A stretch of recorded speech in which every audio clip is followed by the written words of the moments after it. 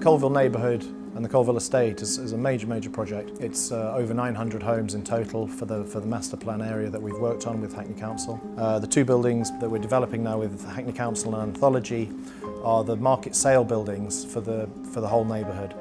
And the cross-subsidy from these homes help Hackney Council rebuild the wider estate.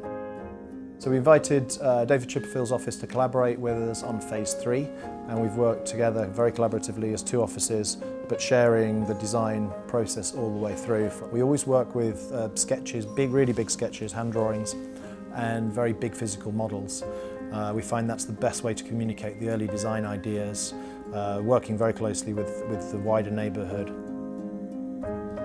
Towers are difficult to design, because once you're over 4 or 5 stories, the tower starts to have another set of criteria, which is geometry and form and clarity. I think we were very interested in the generosity of the apartments and the idea of the balcony, and the idea of the balcony being the place where you understood as an occupant the physicality of the building.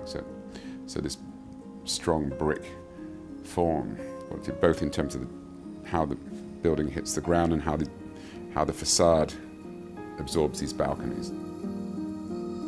The materials for the building are very simple. We've got 2 beautiful bricks, some very beautiful glazing systems, and then this granite, a carpet of granite cobbles, and that flows straight into the foyer of the 2 buildings, just with a very subtle glazing line forming the difference between the inside and the outside.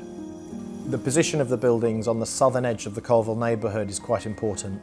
They're right at the focal point of the local district, of the school, the leisure centre, the park. From that point, the views are incredible. The hexagonal form of the plan helps as much light as possible get round into the surrounding streets and into the surrounding buildings. You hope that the organisation of these towers create a social identity. You have some sense of community, and then beyond that you want it to contribute to the area itself.